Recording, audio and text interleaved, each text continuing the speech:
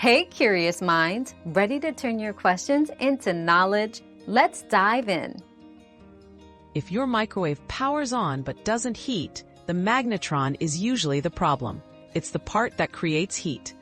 Other causes include a blown high-voltage fuse, a faulty diode, or a broken door switch. These parts work together to generate heat, so if one fails, the microwave won't heat. For safety, have a professional check it instead of trying to fix it yourself. Our quest for knowledge never ends. Thanks for being part of today's discovery.